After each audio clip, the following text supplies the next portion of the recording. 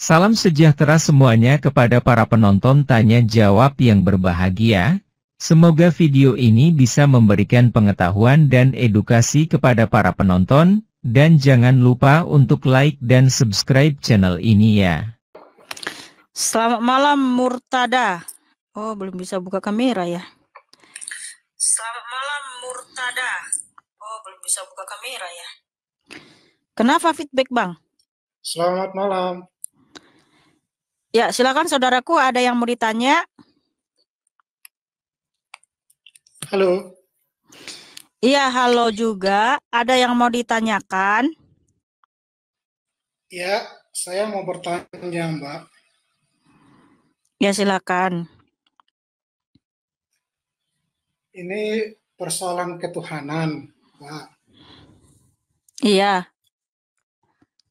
Sudah pasti bahwa Tuhannya Islam pasti berbeda dengan Tuhannya Kristen. Iya. Pasti Betul. berbeda juga dengan Tuhannya Hindu, Tuhannya Buddha, dan lain sebagainya. Dalam konteks itu, di akhir zaman nanti, kira-kira menurut Mikana, ketika penentuan akhir zaman, kalau Tuhannya Islam, maunya di akhir zaman itu hari Senin. Tuhan Yesus Kristus maunya di hari Selasa. Tuhan Hindu maunya di hari Rabu. Dan Tuhan-Tuhan yang lain maunya di hari-hari yang lain. Apa yang terjadi pada saat penentuan hari akhir itu, ketika Tuhan itu dia berbeda-beda untuk menentukan akhir zamannya?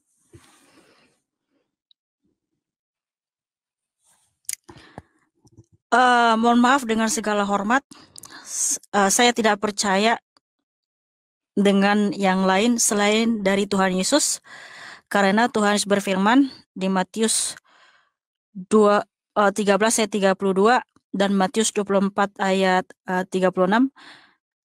Matius 24 ayat 36, Markus 13 ayat 32, bahwa tentang kedatangan Tuhan Yesus atau akhir zaman itu hanya Tuhan Yesus yang tahu, dan saya percaya itu. Namun sebelum Tuhan sudah datang kembali, yang jelas kita harus siap sedia, didapati setia.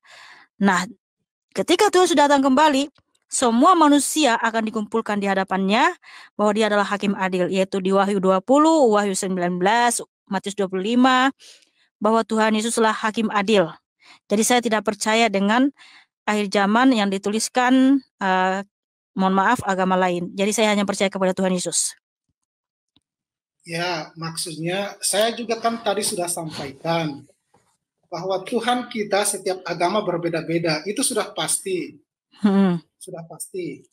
Maka pikiran saya, dalam kondisi tertentu pada saat penentuan akhir zaman, pasti antara Tuhan yang satu dengan Tuhan yang lain itu berantem untuk menentukan hari akhir zaman.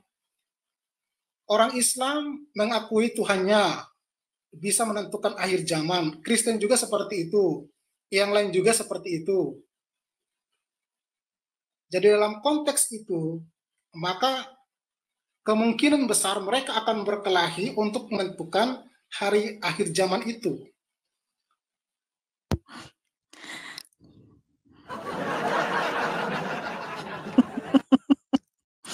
Itu kan asumsi karena Islam menyatakan dia Tuhannya juga seperti itu, Kristen menyatakan Tuhannya seperti itu, di agama-agama yang lain menyatakan juga seperti itu. Itu terserah kalian, Bang. Itu iman kalian. Tapi yang jelas saya lebih percaya kepada Tuhan Yesus. Tidak ada Tuhan-Tuhan lain selain Dia. Jadi mana ada Tuhan berantem? Nggak ada Tuhan banyak, Bang. Tuhan itu hanya satu, Dialah Yesus Kristus, Bang. Agama yang lain juga pasti nyatakan seperti itu. Tidak ada Tuhan-Tuhan yang lain selain Tuhannya. Iya, makanya contohnya nanti Islam. Atau Hindu juga akan menyatakan seperti itu. Belum bisa buka kamera dia. Makanya akhirnya nanti, Bang, Nggak akan ada Tuhan-Tuhan lain sesuai dengan firman Tuhan Yesus bahwa dialah Tuhan yang sejati, Bang. Mana ada Tuhan berantem? Terserah. Mohon maaf, agama lain mau mengimani apa terserah. Yang jelas ini kita sedang menunggu kedatangan Tuhan datang kembali, Bang. Nah itulah, pasti di agama lain juga menyatakan seperti itu. Ya terserah, dan Bang, mau agama lain ngomong gitu. Mana ada Tuhan-Tuhan itu berantem-berantem. Ya karena nanti di akhir zaman itu Tuhannya Islam maunya di hari Senin, Tuhan Yesus maunya di hari Minggu. Bisa maunya mohon maaf.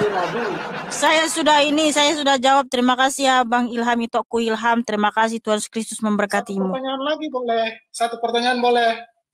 Iya, silakan Itoku. Itu siapa? Iya, itu Ilham lah. Itu kan Ilham. Saya tahu suaranya. Orang-orang aja di bawah tahu kok. Jangan sembarang begitu, teman-teman. Itu mau bohong. Oke lah, saya takut berbohong kalau begitu. Haleluya. Ya, udah satu lagi lah pertanyaan Mito Oke. Saya kalau tidak salah ingat, di Injil itu kan dijelaskan juga bahwa Yesus itu berubah rupa. Benar enggak?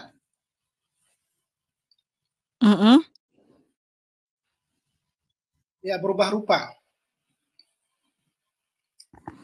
Nah sekarang, kalau Yesus itu berubah rupa, berarti kan sesuai dengan ketika Yesus berteofani mengambil rupa seperti manusia. Ya itu, Yesus berteofani mengambil rupa seperti manusia. Nah ini kan penjelasannya mengambil rupa seperti manusia, berarti bukan manusia kan? Tuhan Yesus itu datang ke dunia itu, dia berkenosis menjadi manusia, betul-betul mengosongkan dirinya sendiri sehingga dia datang menjadi manusia. Menjadi manusia atau mengambil rupa seperti manusia? Menjadi manusia. Kok lain ya? Kok lain apa? Kan di Filipi 2 ayat 6 sampai 10, di situ firman Tuhan ya. Oke, kalau kita baca di Filipi 2 bahwa Tuhan Yesus telah mengosongkan dirinya sendiri dan mengambil rupa seorang hamba dan menjadi sama dengan manusia. Karena dia datang dalam daging ya, dalam flesh ya, artinya dia datang menjadi manusia ya, merendahkan dirinya. Nah, kalau di sini dia di Matius 17 itu dia berubah rupa, apa emang yang mau kamu tanya di situ itu? Matius 17 ayat 2 memang tertulis ya, lalu Yesus berubah rupa di depan mata mereka. Ya, bukankah karena Allah Bapa itu sangat menyayangi Yesus? Ya, Allah Bapa itu sangat menyayangi Yesus. Sehingga pada proses penyalipan itu, Allah Bapa menyerupai orang lain yang dikontekskan dengan ketika berteofani mengambil rupa manusia. Oke, jadi saya sudah tahu arah pertanyaanmu ini ya, sehingga kamu pikir Tuhan Yesus itu berubah rupa di atas kayu salib. Jadi diserupakan dengan orang lain, gitu maksudmu ya? Seperti itu mungkin. Makanya Itoku kalau baca Alkitab itu semuanya yang lengkap. Kalau kita baca di Matius 17 ayat 2, kenapa Tuhan berubah rupa? Karena wajahnya bercahaya seperti matahari dan pakaiannya menjadi putih bersinar seperti terang. Itu maksudnya di sini yang berubah rupa. Bukan malah jadi mukanya itu jadi Yudas, jadi Petrus, enggak begitu.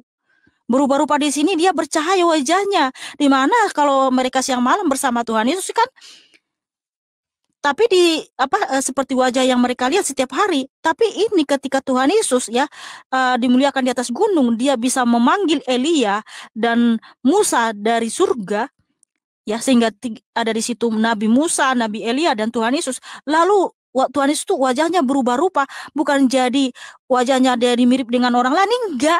Di sini dia wajahnya bercahaya bagikan matahari. Itu maksudnya, itoku. Jadi Tuhan Yesus itu tidak pernah diserupakan dengan yang lain di atas kayu salib.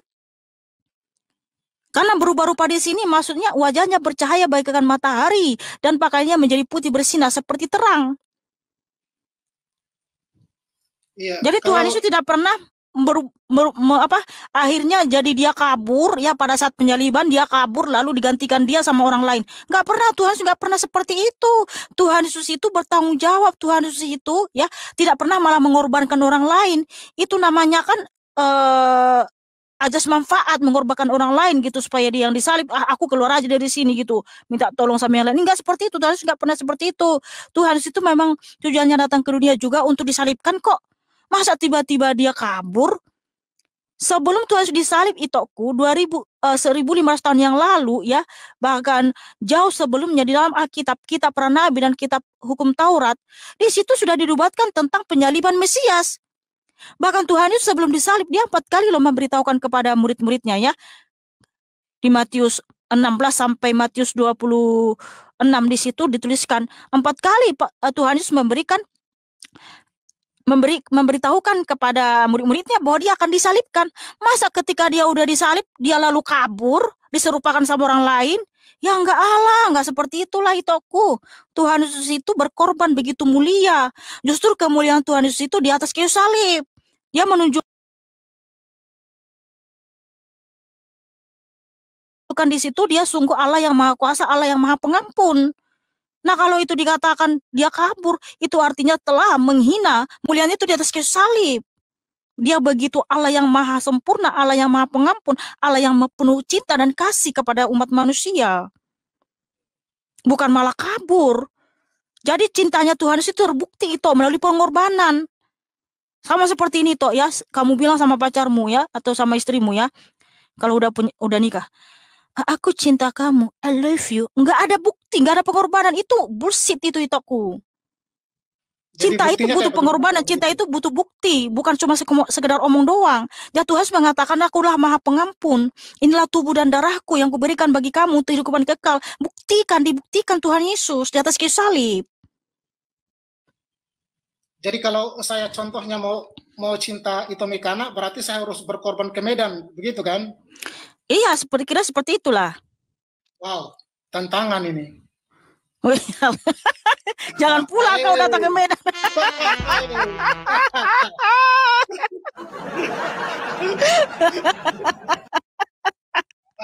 Aduh. Ya, jadi cinta itu butuh pengorbanan, butuh bukti, bukan sekedar omdo. Ya, tolong jangan pernah mengatakan Tuhan Yesus itu diserupakan. Itu penghujatan yang paling keji kepada Tuhan Yesus. Ini kan pertanyaan, kalau monolog itu penghujatan, iya. Tapi diskusi dialog itu tidak penghujatan. Iya, maksud saya untuk ngasih tahu aja, ngasih tahu. Lain halnya kalau saya buka komal sendiri dan saya cup-cup terhadap itu penghujatan. Jadi iya, saya cuma ngasih tahu aja itu, Kut. Aku nggak bilang kamu menghujat, tapi kalau ada yang mengatakan itu diserupakan, bahkan Tuhan bilang apa coba di Matius 16 ketika Rasul Petrus mau menghalangi penyaliban itu. Tuhan berkata loh, nyala iblis. Sampai Tuhan mengatakan, iblis kau katanya. Itu kata Tuhan Yesus bagi yang mengatakan Tuhan tidak disalib. Ini firman Tuhan ya, bukan kata saya. Makanya udah aku bilang ya, kalau dikatakan Tuhan itu enggak disalib, itu penghujatan paling keji kepada Tuhan Yesus. Karena disitulah bukti kasihnya yang begitu besar buat kita. Pengorbanan yang begitu mulia. Ya, seperti di toko. Ya, saya hanya berdasarkan teksnya saja, makanya berdasarkan teks berubah rupa itu.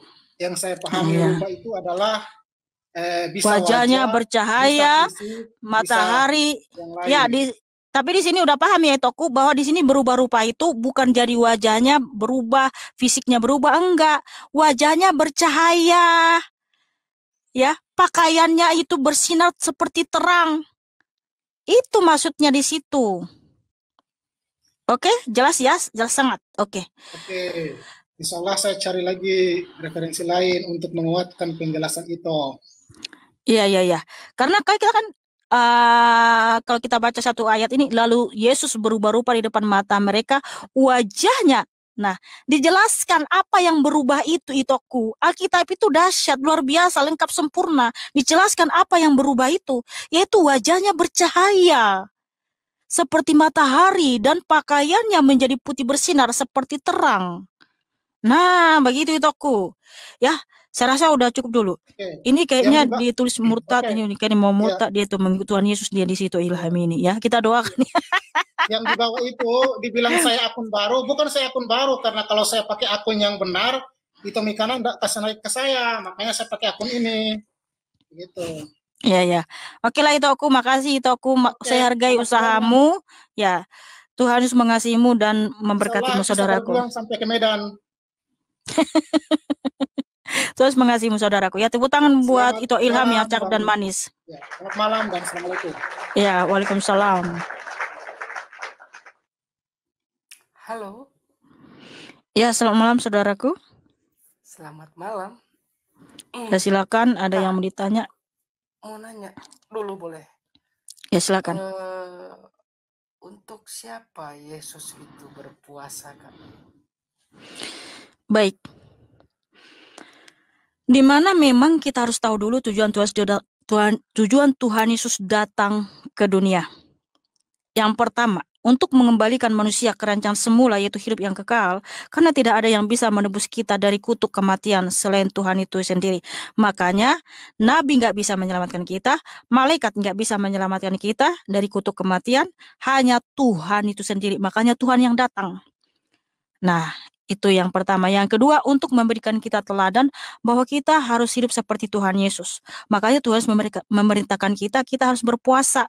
Karena kalau kita berpuasa ya, iblis itu akan kita injak-injak. Yang nggak bisa kita dipengaruhi iblis.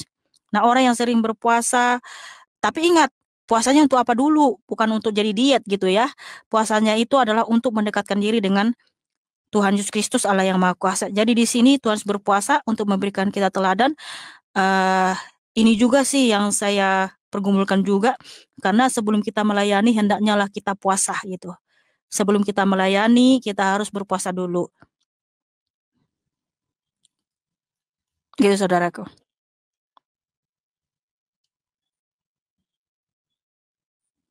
Suaranya nggak kedengeran.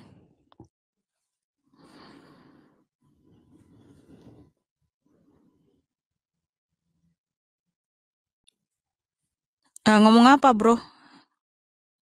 Suaranya nggak kedengeran. Volumenya mungkin kepencet itu. Ada nggak suaranya? Ya, ini baru ada. Ya udah. Jadi gini, aku punya banyak teman di sini Kristen, Katolik, karismatik, Protestan gitu. Tapi mereka nggak pernah aku ngeliat puasa gitu. Karena di dalam Kristen itu begini firman Tuhan, perintah Tuhan Yesus.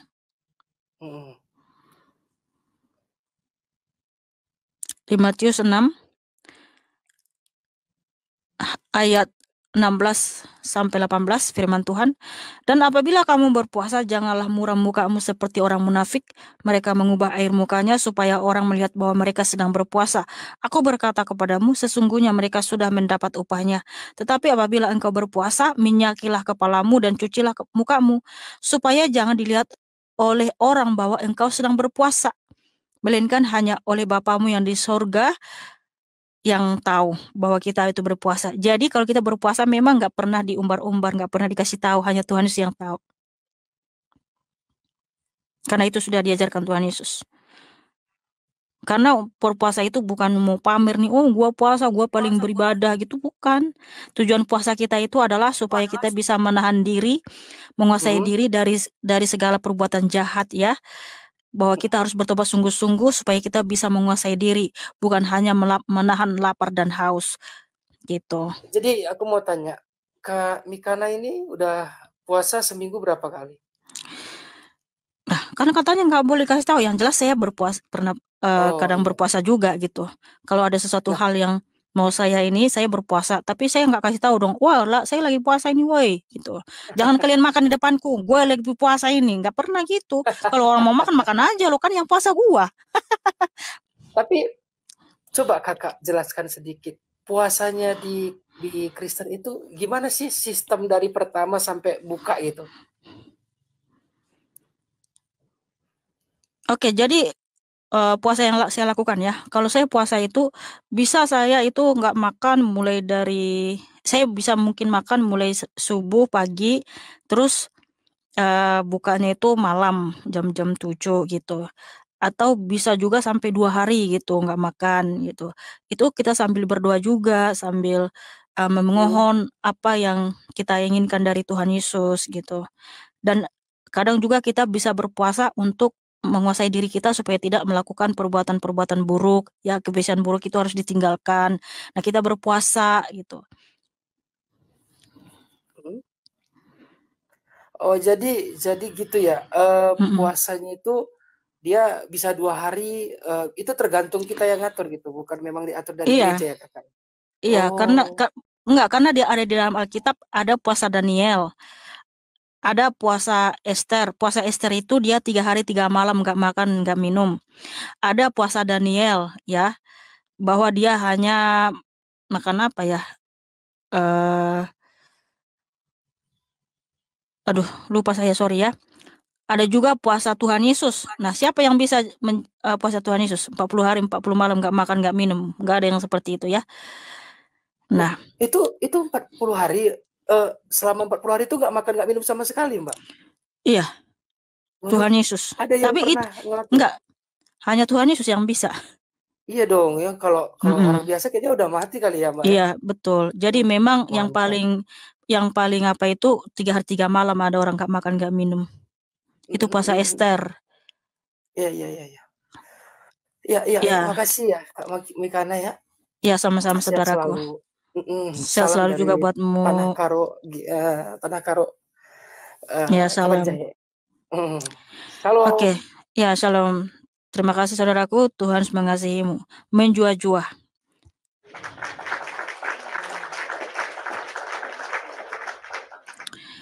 Pada video yang telah kita saksikan bersama-sama kali ini terdapat pertanyaan-pertanyaan mengenai apakah pada akhir zaman nanti Tuhannya tiap agama tidak berantem satu sama lain. Karena tiap agama pasti mempunyai caranya sendiri-sendiri tentang akhir zaman. Untuk pertanyaan ini Mihana dengan bijaksana mengatakan terserah kepada orang tersebut mau mengimani apa. Yang penting dia dan umat Kristen lainnya tetap percaya kepada Tuhan Yesus supaya selamat. Lalu kemudian ada sebuah narasi yang mengatakan bahwa Yesus sering berubah atau merubah rupa dalam menghadapi sesuatu. Intinya Yesus mempunyai kelebihan untuk merubah rupanya menjadi rupa orang lain. Jadi apakah mungkin yang disalib itu bukan Yesus karena Allah begitu sayangnya kepada beliau sehingga Yesus diserupakan dengan orang lain? Tapi Mihana menjawab bahwa yang dimaksud dengan berubah rupa yaitu wajahnya Yesus menjadi bersinar dan terang saja bukan menjadi wajah orang lain. Silahkan para penonton sendiri yang menilai hal ini dan yang mana yang benar dan masuk akal. Jadi jangan lupa untuk menulis di kolom komentar untuk tanggapannya. Terima kasih. Jawabannya lihat ayat di Alkitab. Matius pukul 13.32 memang biji itu yang paling kecil dari segala jenis benih. Tetapi apabila sudah tumbuh, sesawi itu lebih besar daripada sayuran yang lain, bahkan menjadi pohon, sehingga burung-burung di udara datang bersarang pada cabang-cabangnya. Matius 24:36 Tetapi tentang hari dan saat itu tidak seorang pun yang tahu, malaikat-malaikat di sorga tidak, dan anak pun tidak, hanya Bapa sendiri. Markus pukul 13.32 Tetapi tentang hari atau saat itu tidak seorang pun yang tahu, malaikat-malaikat di sorga tidak, dan anak pun tidak, hanya Bapa saja. Filipi 2, lihat perikopnya di ayat 6-10. Matius 17:2 Lalu Yesus berubah rupa di depan mata mereka, wajahnya bercahaya seperti matahari dan pakaiannya menjadi putih bersinar seperti terang.